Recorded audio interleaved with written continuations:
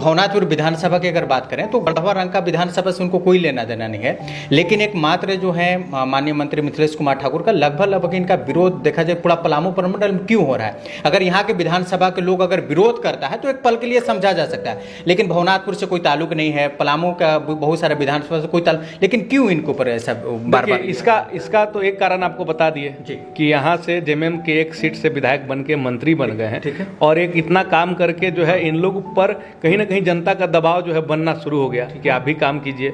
अब फकैती करे बकैती करने से काम नहीं चलेगा, काम कैसे किया जाता है तो देखिए मिथिलेश ठाकुर जी को।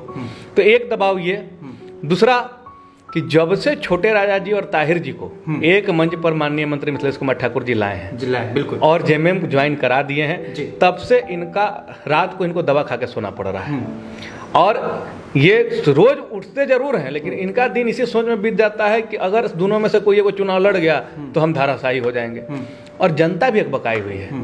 पिछले बार में अगर आप देख लीजिए तो कुछ ऐसा माहौल भवनाथपुर में बनाया गया, इनके द्वारा प्रचारित किया, भ्रम किया गया, तभी ये विधायक भी बन गए। और नहीं तो अगर सामान्य रूप से जाति धर्म को न लाया जा बीच में और काम पर बात हो के और कौन प्रतिनिधि कितना सक्रिय इस पर बात जब हो तो उसमें भानु जी को वहाँ की जनता नकार देती है। अभी फिलहाल जो उनका प्रोग्राम हो रहा था, उनका जो वीडियो वायरल हुआ हम लोग देखे, माननीय मंत्री जी को भी अपशब्द का भी जिक्र उसमें कर रहे हैं, जो उल्टा सीधा बोल रहे हैं वो वीडियो में। देखिए हम तो बोल रहे हैं कि मानसिक संतुलन तो खो दिया है ना। तो अपने लोगों के बीच में बैठते हैं तो चर्चा करते हैं कि एक सीट हमने हार गई, एक सीट भाजपा हार गया, अब आज हम लोग सब विधायक पर अकेले भारी मिथिलेश कुमार ठाकुर हैं। अगर ये हम लोग जीत जाते तो आज हम लोग को पलामू प्रमंडल में जैसे इनका बड़बोलापन का है, तो भाजपा भी इनको नकार दी। इनको लगता था कि हम नेता प्रतिपक्ष बनेंगे, इनको ना सचेतक बनाई, ना नेता प्रतिपक्ष बनाई, ना यहाँ इनको प्रदेश अध्यक्ष, खैर प्रदेश अध्यक्ष का तो कमान की अपेक्षा भी नहीं रखे थे, लेकिन नेता प्रतिपक्ष का रखे थे। लेकिन भाजपा इनको जो है दरकिनार कर दी, क्योंकि जब ये ज्वाइन किए थे तो बड़ा बड़ा टीवी चैनल में चला था कि 130 करोड़ का दवा घोटाला का आरोपी भाजपा में शामिल, वॉशिंग मशीन पार्टी में शामिल। अब देखिए इन पर कोई कार्रवाई ईडी की नहीं होगी, और सच्चाई भी यही हुआ। तो भाजपा भी जानते हैं कि इनको अब ज्यादा जिम्मेदारी देंगे तो फिर सवाल उठेगा। क्या लग रहा है, भाजपा ईडी का क्या इस्तेमाल कर रही है क्या? पूरी तरह से, सिर्फ ईडी का नहीं, चुनाव आयोग का इस्तेमाल हो रहा है, सीबीआई का इस्तेमाल हो रहा है, और खासकर ईडी तो अभी बहुत। आप देखिए ना, राजस्थान में चुनाव हो रहा है, दिल्ली में मुख्यमंत्री को परेशान करने के लिए भी नोटिस दे दिया गया। अब चुने हुए 3.25 करोड़ का ये राज्य है झारखंड, चुने हुए प्रतिनिधि जो जनता चुनी हुई है उसको आप ईडी, ठीक है एक संस्था है, स्वतंत्र संस्था है, वो उनको नोटिस देकर आप बुला रही है, ये कहीं ना कहीं उस नेता का भी अपमान है। और जो जनता चुन के उनको वहाँ बैठाई है वो जनता के भी जनमत का तिरस्कार है जी। और मुझे लगता है कि जिस तरह से भाजपा के नेताओं पर क्यों नहीं कार्रवाई हो रहा है, भाजपा राज्यों में जाके ईडी क्यों नहीं छापा मार रही है, इतना बड़े बड़े उद्योगपति यहाँ से भाग जा रहे हैं जी। अभी हाल फिलहाल गुजरात के कई उद्योगपति भागे, ललित मोदी, नीरव मोदी, इसके अलावा अभी हाल फिलहाल भी कुछ लोग भागे। ये लोग कैसे भाग जा रहे हैं और ईडी उन लोग को नहीं, मैंने बाकी जो आपका संस्था आईबी वगैरह है उन लोग को नहीं पकड़ता है, और बाकी छोटे छोटे चीज़ों में। अभी तो बहुत अच्छा एक मूवी भी आया था जिसमें दिखाया गया था कि हमारे देश में स्थिति क्या है। एक किसान अगर ट्रैक्टर लोन पर लेता है तो उसको ज़मीन बेचना पड़ जाता है, और यही उद्योगपति का 10 लाख करोड़ का जो है लोन माफ कर दिया जाता है। इसी पर अगर एक गरीब आदमी बैंक से लोन लेता है तो उसका घर दुड़ा पूरा बिक जाता है, लेकिन एक उद्योगपति जो है अगर बैंक से लोन लेना है तो बैंक बिक जाता है। इस पर क्या कुछ बोलेंगे? तो यही तो हमारे देश में चल रहा है ना। देखिए ये पूरी तरह से कहा जाए तो, क्योंकि बहुत सारे बैंक दिवालिया, ये इनडायरेक्ट करप्शन है। ये इनडायरेक्ट करप्शन क्या कहे कि हम आपको इस माध्यम से लाभ पहुंचाएंगे और आप हमको चंदा दीजिएगा। 2014 में जो हेलीकॉप्टर उड़ के प्रचार हुआ, जो सोशल मीडिया पे प्रचार हुआ, जो प्रशांत किशोर की टीम को हायर किया गया, ये सब पैसा कहाँ से आया था? ये ऐसे ही उद्योगपति इनको क्या किए, इनको सबसे पहले चंदा दिए, और जब ये बन गए तब इनसे वसूल रहे हैं। अब मजबूरी इनको अपना जो है सो जो कर्जा है उसको चुकाना पड़ रहा है। नहीं तो जो आदमी 2014 में 10वें पैदान पर 12वें पैदान पर था अमीरों की सूची में, आज पहले पैदान पर आ रहा है। कैसे? स्टॉक में घोटाला हो जा रहा है। तो ये ऐसे गढ़वा की जनता इंतजार कर रही है। सामने में समरनालय बन के तैयार है, आपका टाउन हॉल बन के पूरा कंप्लीट तैयार है, और सामने में अभी जो है पार्क जो है वो अभी तो काम चल रहा है, लेकिन जनता इंतजार कर रही है इसका हम लोग द्वार कब देखेंगे, हम लोग अंदर कब जाएंगे, डेट मीन्स कहे तो उद्घाटन कब, इसका क्या कुछ निश्चित पार्टी द्वारा किया गया है? देखिए टाउन हॉल तो 3 महीना पहले ही से बन के तैयार है, कुछ उसका जो फर्निशिंग का काम है सो पूरा होना बाकी है। समाहरणालय भी लमसम कंप्लीट होने का कगार पर है। फुटबॉल स्टेडियम जो सदर अस्पताल के सामने बन रहा है वो भी अब लगभग कंप्लीट हो जाएगा। लेकिन जो बिरसा मुंडा पार्क है वो कंप्लीट होने में कुछ समय लग रहा है। तो हमारा यही सोच है कि माननीय मुख्यमंत्री जी के हाथों इसका उद्घाटन हो और जनता को समर्पित हो। और एक योजना के लिए क्यों माननीय मुख्यमंत्री जी का समय बर्बाद किया जाए, एक साथ 4 योजनाओं का। और तब तक मुझे लगता है कि बस स्टैंड जो आपका बिल्कुल अंतर्राज्यीय बस स्टैंड के रूप में जो विकसित हो रहा है, तो हम तो बोल रहे हैं कि इतना कम 1-2 किलोमीटर के अंदर देखिए ना कितना काम चल रहा है। हम एक्सीलेंस स्कूल को निकाल देते हैं, हम बाकी चीज़ों को निकाल देते हैं, तो 4-5 तो बड़ी योजना ही है जी। तो हम लोग विकास पर फोकस कर रहे हैं। हो जाएगा जब सब काम पूरा हो जाएगा तो कभी भी उसका उद्घाटन और जनता को समर्पित कर दिया जाएगा। लेकिन आधा अधूरा में हड़बड़ाहट क्यों है? हम तो बोल रहे हैं ना, वो मंडल डैम है शायद। जी हाँ, बिल्कुल मंडल डैम है, याद आ गया। पलामू का वो मंडल डैम है।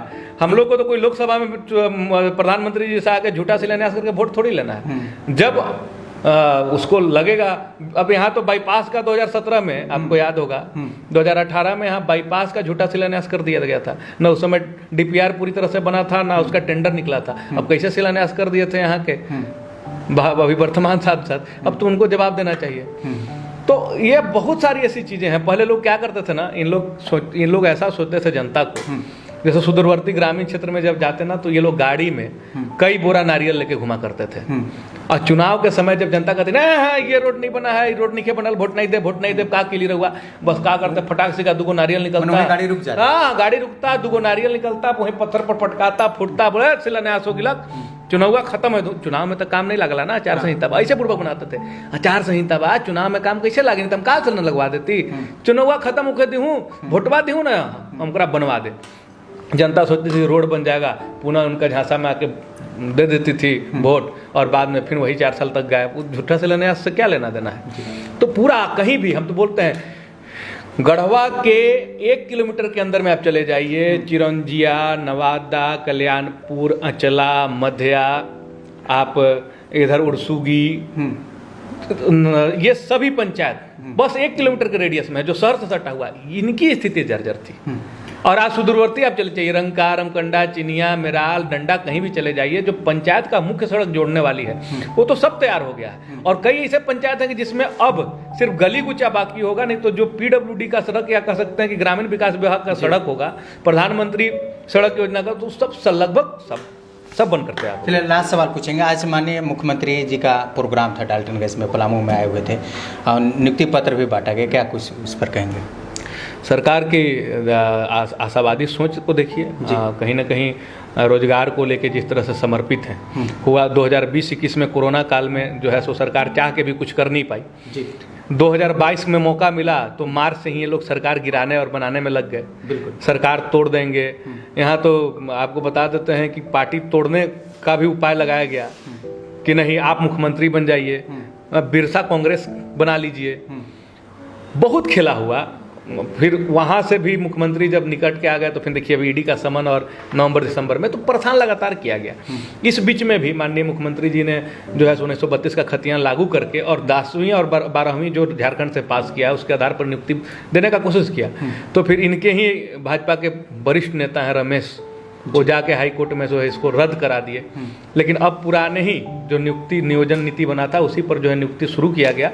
और बहुत सारा टीचर का, आपको एपीपी का, और इसके सहित अनेकों पद पर पंचायत सेवक का जो रिजल्ट पेंडिंग था सारा, तो बहुत लोगों का जो है सो नियुक्ति शुरू किया गया। और उसी में अभी जो है सो श्रम विभाग के द्वारा जो पलामू में ऑफर लेटर जो है सो माननीय मुख्यमंत्री जी बांटने आए थे, और आज वो बखूबी लगभग 5,500 लोगों को वहाँ ऑफर लेटर दिया गया है। तो सरकार का प्रयास है। मुख्यमंत्री रोजगार सृजन की योजना के माध्यम से 25 लाख तक का लोन दिया जा रहा है, जिसमें 40% या 5 लाख तक माफ करने का बात है। तो रोजगार से जोड़ना, युवाओं को रोजगार के लिए प्रोत्साहित करना। और आप देख लीजिए माननीय मुख्यमंत्री जी ऐसा काम कर रहे हैं कि आज अभी तक राज्य में कोई भी एक बड़ा आंदोलन नहीं खड़ा हुआ है, कोई भी माहौल जो है इनके बहुत विपरीत नहीं बन पा रहा है। तो कारण है कि ये जो सबसे अंतिम तबके के व्यक्ति हैं धोती साड़ी लुंगी योजना के माध्यम से, मनरेगा में मजदूरी बढ़ाने के माध्यम से, बिरसा हरित क्रांति के माध्यम से, पशुधन योजना के माध्यम से, ये सब चीज़ों को लेकर जो है सो सबसे जो अंतिम तबके के लोग हैं उसको ध्यान में रख के योजना बना रहे हैं, इसलिए सब माहौल नहीं बन पा रहा है। भाजपा चाह भी रही है तो जो है सो चाह के भी इनका जो है सो सामना नहीं कर पा रही है। और इसी का तो परिणाम है ना कि जिस आजसू को ये सटाते नहीं थे, आज जबरदस्ती उसको गले लगाने के लिए है, गोद में घुमा रहे हैं, गले लगाने के लिए बेचैन है। अब आज गले लगाना भी पड़ रहा है, कई सीट इनको देना पड़ा, रामगढ़ देना पड़ा, आपको मधुपुर देना, मधुपुर में जैसे आजसू का कैंडिडेट ने तो भाजपा लड़ी थी, डुमरी में आजसू को सीट दे देना पड़ा, 2 सीट तो उपचुनाव में उनको दे देना पड़ा जहाँ पे सेकेंड नंबर पर भाजपा थी। वही स्थिति बाबूलाल मरांडी जो पानी पी पी के कोसते थे, माननीय प्रधानमंत्री को बोलते थे, भाजपा को बोलते थे, आज मजबूरन उनको पार्टी में शामिल कराना पड़ा, शामिल करा के उसको प्रदेश अध्यक्ष की जिम्मेदारी दी गई, नेता प्रतिपक्ष बनाया गया, लेकिन नियम तो नहीं हो सकता था। आज प्रदेश अध्यक्ष बन गए और उनको फ्री हैंड देने के लिए रघुवर दास जी को राज्यपाल बना दिया गया, जबकि एकमात्र वैश्य समाज का कह सकते हैं, ओबीसी समाज का नेता थे। उनको भी साइडलाइन करके पार्टी जो है सो बाबूलाल जी को ला रही है सामने की, कम से कम अब ये तो माननीय मुख्यमंत्री जी हेमंत सोरेन जी का सामना कर ले, लेकिन नहीं कर पा रहे हैं जी। अब सुनने में आ रहा है कुछ और लोगों को साथ लाया जाएगा। तो जब आप ईमानदारी से काम करते हैं और बोली कम, हेमंत सोरेन जी का देखिए, आप देखिएगा कि बोलते कम है, काम ज़्यादा करते हैं, और कभी भी उनका सरल स्वभाव से किसी भी व्यक्ति को असहजता नहीं हो सकती है। तो उनका सरल स्वभाव और काम करने में उनका अपना जो दिमाग जो जिस तरह से बौद्धिक स्तर से वो काम करते हैं, लोग उसको पसंद कर रहे हैं जी।